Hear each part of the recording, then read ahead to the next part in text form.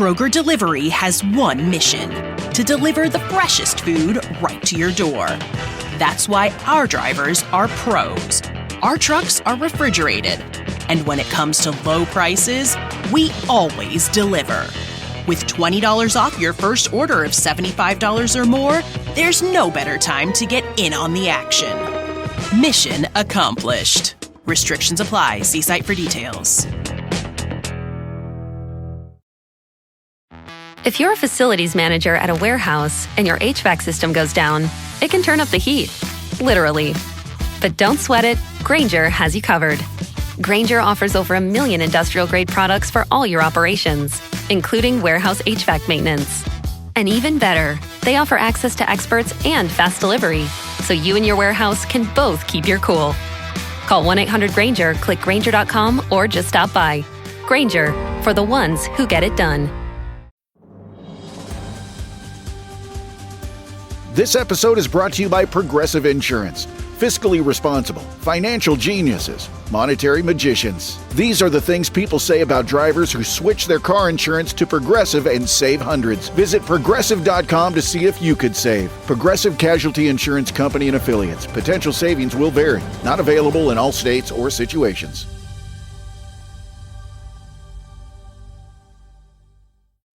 Welcome to Orioles on the Verge. This is Zach Spedden, joined as always by Bob Phelan and Nick Stevens. And on tonight's episode, we're going to dive into the American League Rookie of the Year race and figure out what are Colton Cowser's chances of winning the award. While he has been recognized by his peers as the outstanding Rookie of the American League in 2024, the Baseball Writers Association award will not be announced until mid-November. So we're going to discuss his chances of winning that award on tonight's episode. But first, Orioles on the Verge is brought to you by BetOnline. Basketball fans, it's that time of year again. The NBA is back. From opening tip-off to buzzer beaters, BetOnline has you covered with the best odds, biggest promotions, and live in-game betting on all your favorite teams. This season, every game matters. BetOnline has every stat, matchup breakdown, and live odds to bet on during the games. And it's not just the NBA. BetOnline has odds on everything from football, MLB playoffs, NHL, to political props. Head to the website today to get on the action with America's most trusted site for online wagering. BetOnline, the game starts here. Colton Cowser, as we near this offseason, is one of the favorites to win Rookie of the Year in the American League. After all, he belted 24 home runs, had a F-WAR of 4, which was second among all rookie outfielders in baseball, and he posted a 120 WRC+.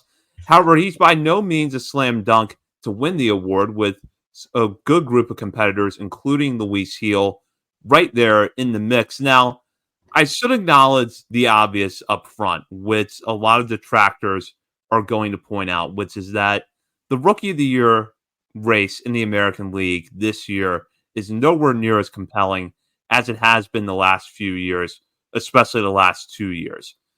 Cowser doesn't come anywhere close to matching what Gunnar Henderson did last year. He's not at the levels of Julio Rodriguez or Adley Rutschman from 2022, but he objectively put together a very good rookie year. And in the context of 2024, compared to other rookies in the American League, it holds up pretty nicely.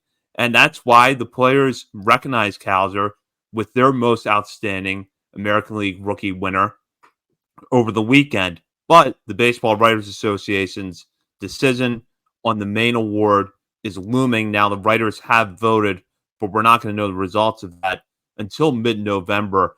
Let's just start, though, with an overview of Cowser's rookie season, with what we think went well and what we didn't. And with that, I'll start with Nick.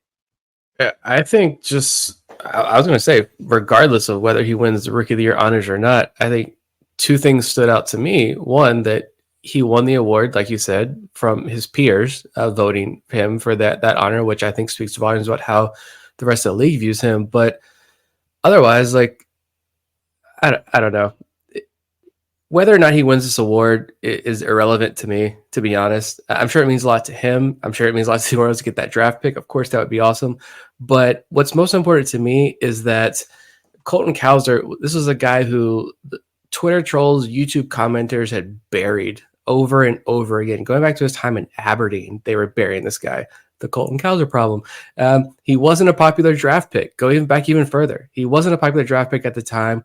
I was skeptical as well of the Cowser pick, but we had Stephen Loftus back on the show at that time. He was hyping up Cowser before the draft. Really did a great job of selling him after the draft when we brought him back to talk about who the Orioles had picked. I bought the Colton Cowser hype that Steven was selling after that time, and I'm glad I did. Like, I was ready to see what this guy could do.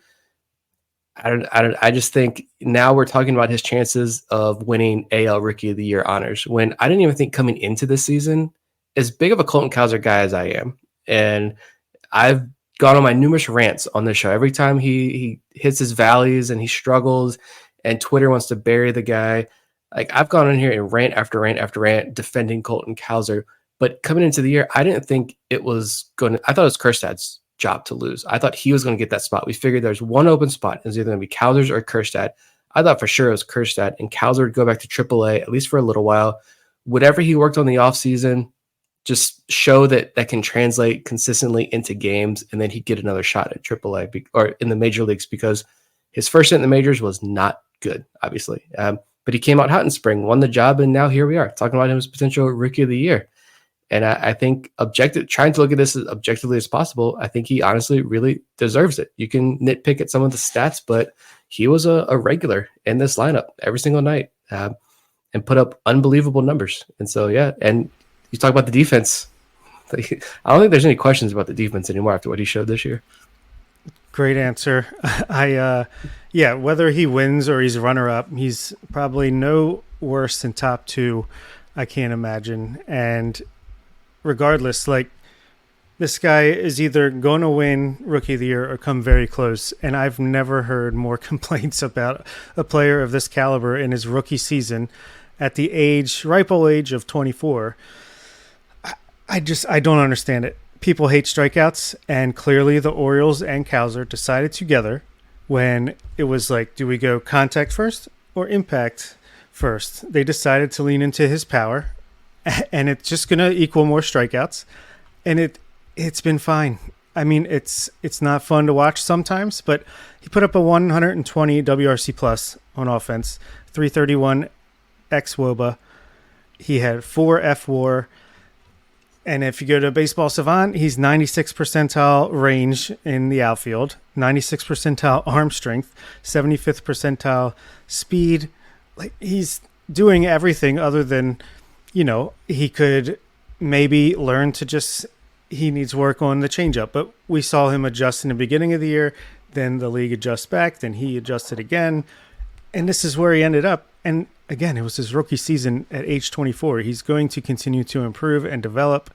He talked about wanting to get the strikeouts down, but I would hope he doesn't sacrifice the power, because he's got a 90th percentile barrel percentage, 77 percentile hard hit rate. His average exit velocity is well above average. Bat speed is well above average. Like, he is a power hitter. I would not be surprised if he hits more home runs than Heston Kjerstad continuously throughout his career, even though Heston Kjerstad is known as more of the slugger. So I just think Colton Cowser, one of the most underrated players in Orioles fandom, at least. I know some people hate that there was a Moo night at the park or whatever that caused the ruckus. Like, I don't know what the controversy is with Colton Cowser. I think he's just an incredibly good player that can play center field, left field in Camden Yards. If you're going to lock someone up that's not going to be Gunnar Henderson or Adley Rutschman, let it be Colton Cowser. Like, keep this guy here. I think he's going to be a valuable player for a very long time.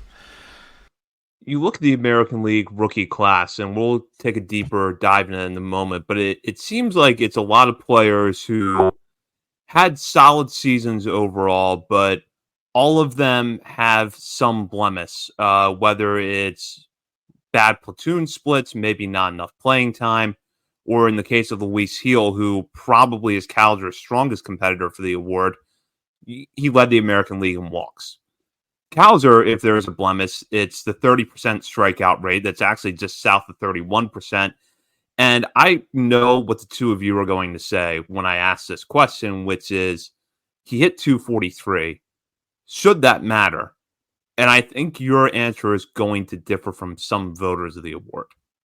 Yeah, that's the issue. Trying to decide these dusty old voters, the West Coast voters who never watched him play once this year. A lot of voters, I'm sure, are just going to pull up MLB.com stats page and look at the bare bones stats. If there's anything to Cowser's advantage is that he led all rookies, at least on the American League side of things, with 24 home runs. I don't know if that was overall or not. But 24 home runs led all AL rookies. Like, maybe that helps the case. People love the home runs. The defense received high praise. Maybe that helps him. But it's getting into the mind. We could sit here and talk about all the data and the numbers that truly paint the picture of what type of player Colton Cowser was. But you wonder, like, how many of the voters actually are going to take the time to dive into that? Yeah, it is a good point, and one that maybe I'm a little bit nervous about when it comes to the voting that's going to come out. But no, obviously I don't think it's that big of a deal. And he does have an above average, 14% above average walk rate. So he's getting on base, a 321 OBP with a 242 average. Again, it's like, what, if he had a 260 average and walked a little bit less? Like, I don't know. I think, some teams, and hey, he plays for the Orioles. Austin Wells plays for the Yankees. Luis Gil plays for the Yankees. That could also come into play as well, but I feel like Cowser's the guy for me. He would have my vote, and obviously I'm biased, but even if I try to take off the orange-colored glasses, I just see him as being a guy that played every day, all year long, and put up some really, really solid numbers. In talking about Cowser's case for a moment, if you're going to look at his overall value, I don't think that you can talk about his season without talking about his defense. He's a Gold Glove finalist, and by just about every measure, he had a really, really good year on defense and more than covered left field at Camden Yards, which we have seen players struggle to do since the fence moved back. And he actually proved to be a guy that you could put in center field in the pinch. When Cedric Mullins was banged up or he just needed a day off, you could put Cowser out there and you weren't nervous about how things were going to go if there was a fly ball in the gap that he needed to run down. More often than not, he made the plays that he needed to make. And a few years ago, we saw Ryan Mountcastle not win Rookie of the Year, and I think a lot of that had to do with the fact that his defense was not very good. So even though he led all rookies in baseball, or at least all rookies in the American League in home runs that year, he wasn't even a finalist for the award because his defense dragged down his overall value so much. How much should Cowser's defense come into play as voters weigh this decision? Honestly, I mean, it's a big part of the game, and it's not like it's fantasy baseball where it's like, well, yeah, he's a great defender, but what does that mean for me? Well, this is supposed to be an award based on the value you bring to the team versus your peers. And I was just happy to see that the Colton Cowser that we grew up watching him grow up in the minor leagues, his defense, great jumps, great reads, great routes, that was not a mirage. It was just an adjustment period in 2023. Yeah, he did not look great out there in his brief time. He struggled all around, but it was nice to see that, at least for my own sanity, that he's a great defender that we thought he was going to be. And yeah, he can play center field. He might not be Cedric Mullins out there as far as range, because who is? But when it comes to left field, if you thought Austin Hayes was like, we can't lose him, who's going to play left field at Camden Yards? Well, Colton Cowser does it much better. It makes it look much easier. Just fantastic defense. Perfect for Camden Yards left field. I can't wait till Enrique Bradfield, Judd Fabian. Like, outfield is going to be covered for the foreseeable future at Camden Yards, and Colton Cowser is a big part of that. And I think it should definitely play a role. So, yeah, what, you steal 9 bases, you pop 24 home runs, and you play Gold Glove caliber defense? That seems like Rookie of the Year potential. If you're a facilities manager at a warehouse and your HVAC system goes down, it can turn up the heat, literally. But don't sweat it, Grainger has you covered. Grainger offers over 1 million industrial-grade products for all your operations, including warehouse HVAC maintenance. And even better, they offer access to experts and fast delivery, so you and your warehouse can both keep your cool. Call 1-800-GRAINGER, click Grainger.com, or just stop by. Grainger, for the ones who get it done. This episode is brought to you by Progressive Insurance. Fiscally responsible, financial geniuses, monetary magicians. These are things people say about drivers who switch their car insurance to Progressive and save hundreds. Because Progressive offers discounts for paying in full, owning a home, and more. Plus, you can count on their great customer service to help you when you need it, so your dollar goes a long way. Visit Progressive.com to see if you could save on car insurance. Progressive Casualty Insurance Company and Affiliates. Potential savings will vary. Not available in all states or situations. Your dining room is the heart of your home, where meals are shared and memories are made. At Ashley, you'll find affordable dining furniture in a range of classic and modern styles. Ashley's small space sets and extendable tables are designed to fit beautifully into any space, from cozy breakfast nooks and kitchens to formal dining areas fit for a feast. And with mix-and-match seating options, everyone at your table gets the perfect seat. At Ashley, style is served. Shop in-store or online today. Yeah, as far as hitters go, just looking at the hitters and comparing him there, like he's the top of the class. Like led all AL rookies 24 home runs. Everyday guy for a playoff team. Honestly, looking at these numbers, if Lawrence Butler from Oakland didn't have 110 fewer plate appearances, I would say Butler's in the conversation because he had 22 home runs and a 130 WRC plus. I feel like I was drafting him in like daily fantasy every day because I feel like he had a home run every single night when you look at the box scores. But Cowser was a 4-WAR player, a 120 WRC plus, played in 153 games. I think that's underrated as well.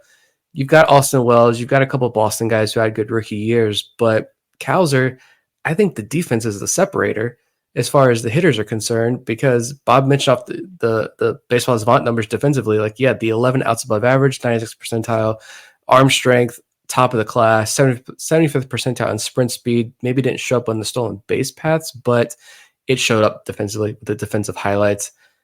If you had questions about the defense coming into the year, you don't anymore. I just think it comes down to Cowser and Luis Gil. I think Sporting News, I saw, gave it to Mason Miller. Okay, Sporting News, calm down a little bit. But that leads my other point here to what separates Gil from Cowser for me. And trying to look at this as objectively as possible. We are Orioles fans. We are biased. We're not going to hide that. But for me, I'm not giving it to Mason Miller because you're a reliever, but my reasoning for Cowser over Gil is the same reason why in the NL, I would give it to Jackson Merrill over Paul Skeens, is because the hitters step up and make an impact every single day versus every 5+ days. And like maybe that's a dumb way to look at this or a wrong way to look at that. But that's my bias in this. Like it's hard for me. If you're a pitcher, I think you really got to shine to overdo it or to overcome a hitter like Cowser. Like that's tough for me because you can make a big impact once a week, but like that's it. Cowser's going out there doing it every single night. But with Gil, like it is tough because you're talking about what Cowser's 242 average hurt him with looking at who votes for these awards. Luis Gil, he led the league in walks, but he also had 15 wins. He's 15-7 for the New York Yankees, a World Series team. Like, how much is that? He had 10 quality starts. He had 6 starts where he went 5+ innings and didn't give up a single earned run. Like, he was a very good pitcher, sure, but it's hard for me to get over that bias of the hitter over the pitcher in this scenario.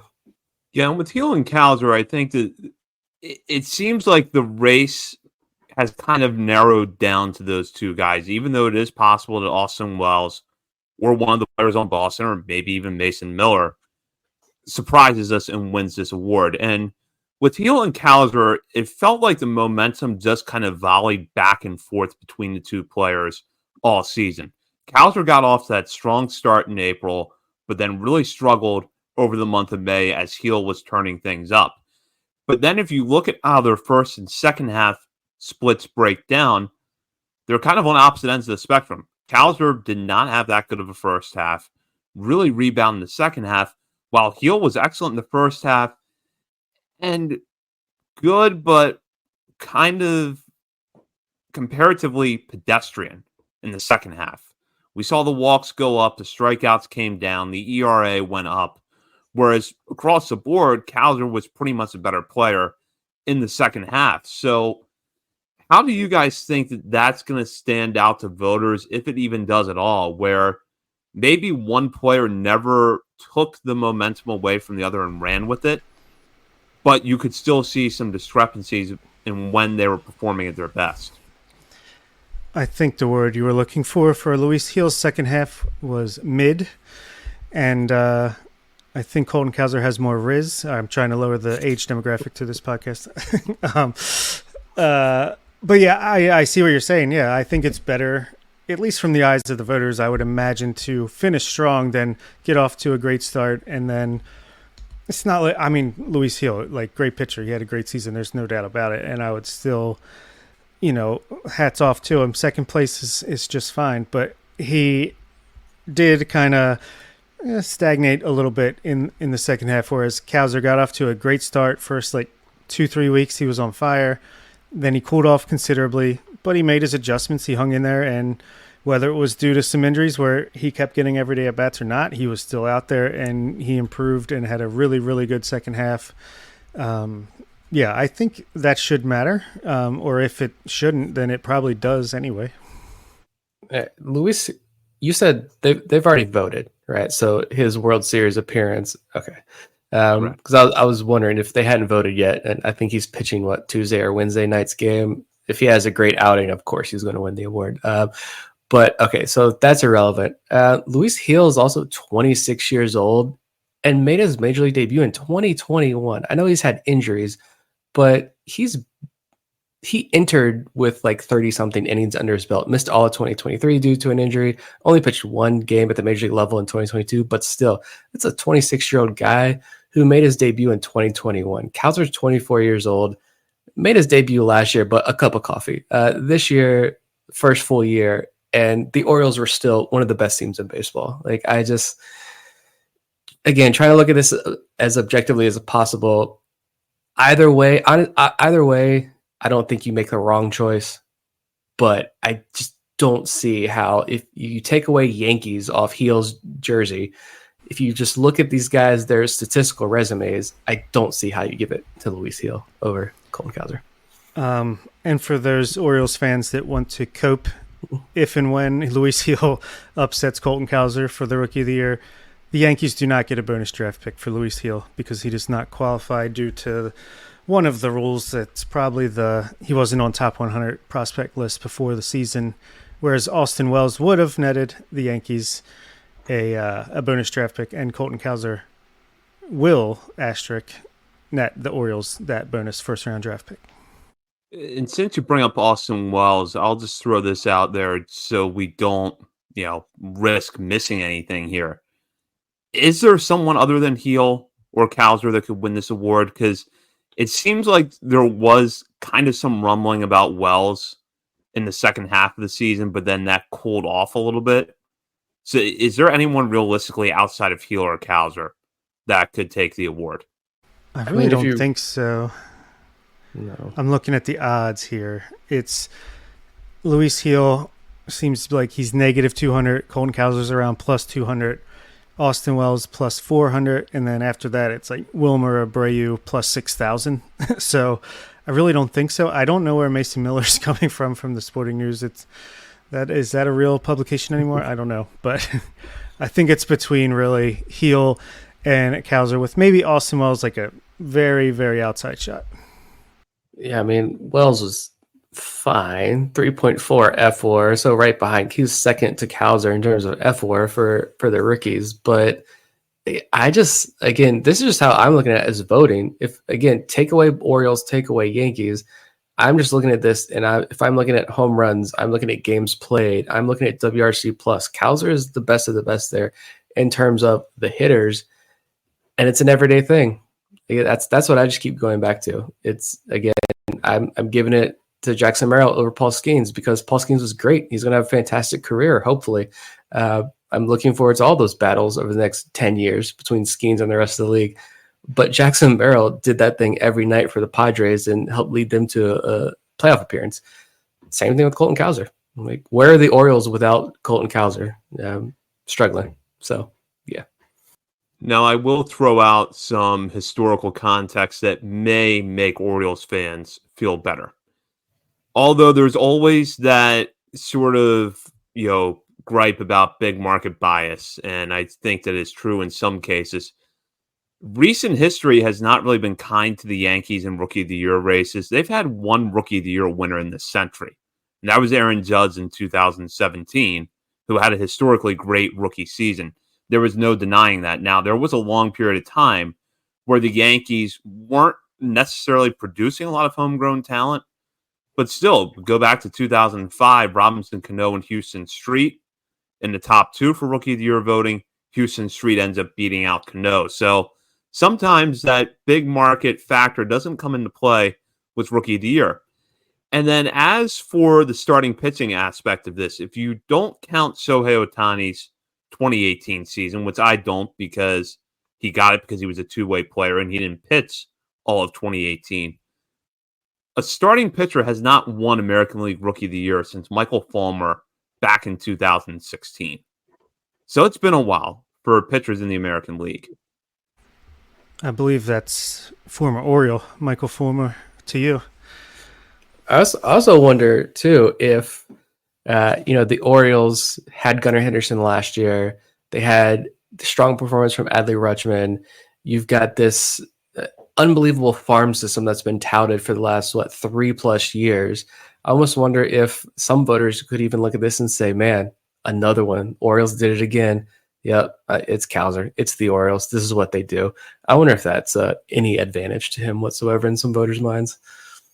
Well, I would hope so. I mean, I think that if Cowser does win the award, even if he doesn't win the award, this is a testament to the player development staff, and I'm going to say it. It's a testament to the work that Matt Borgsalty and Ryan Fuller did during their time in Baltimore, that Cowser was able to rebound the way that he did. Now, I think we'll wrap here with this. We're not going to know until November 18th, I believe, who wins this award. But voters have already voted. There's nothing that's going to change the outcome of this race between now and then. Does Colton Cowser win American League Rookie of the Year? We're going to have more predictions for the offseason next week, but we'll make this one now. Yes, and I think if you look at the odds, only they are taking into account the Yankees' bias, and I feel like they're also probably just trying to figure out it's more than just who they think is going to win. It's who they want the money to be put on. I think the smart money is on Colton Cowser, especially at those odds. I feel like it should be at least even odds between the two to get plus odds on Colton Cowser. I mean, I put $10 on him before the season started at like plus 750 or something like that. So, yeah, I think it's going to be Colton Cowser all the way. I think we'll be talking about him winning the award in a couple weeks. Yeah, I'm going to say, yeah. I told you before the season started when we talked about this, everyone wanted to go Holiday, and I said, if you're going to bet, put the money on Colton Cowser. That was the smarter bet. Bob did it. I did not, and I regret it because I think that bet is going to cash. I don't think I can, but I'd have to go offshore and stick to DraftKings. But no free ads. I'm going to say, yeah, he wins it. I keep hearing the voice say, no, he doesn't win it because Heel is a Yankee. But after us talking about this, some of those points Zach brought up at the end there, I feel a little bit more confident in Cowser winning this thing. I think it's going to be Cowser in a very close race. Either way, I think it's going to be close because I think as we kind of covered tonight, there was never a point where one player clearly separated himself from the other. But I do think that it's going to be a close race with Cowser winning. That does it for this week's episode. We will be back next week with our off-season predictions, covering all things Orioles, what trades they might make, what players they might or might not sign, who will be back in Baltimore next year, who might be on the coaching staff. We will look at all of those things on next week's show. In the meantime, you can check us out on our many social media channels, including Facebook, Instagram, Threads, X, TikTok, and YouTube. We're also over at Substack, OriolesOnTheVerge.substack.com. And while you're browsing around the internet, be sure to head over to our Patreon community and sign up to become a member today. You will have bonus content available to you throughout the off season, as well as exclusive access to Patreon channels within our Discord community. You don't want to miss out on that. For Bob Phelan and Nick Stevens, this is Zach Spedden. You've been listening to Orioles on the Verge, presented by BetOnline and part of the Believe Podcast Network. Your dining room is the heart of your home, where meals are shared and memories are made. At Ashley, you'll find affordable dining furniture in a range of classic and modern styles. Ashley's small space sets and extendable tables are designed to fit beautifully into any space, from cozy breakfast nooks and kitchens to formal dining areas fit for a feast. And with mix-and-match seating options, everyone at your table gets the perfect seat. At Ashley, style is served. Shop in-store or online today.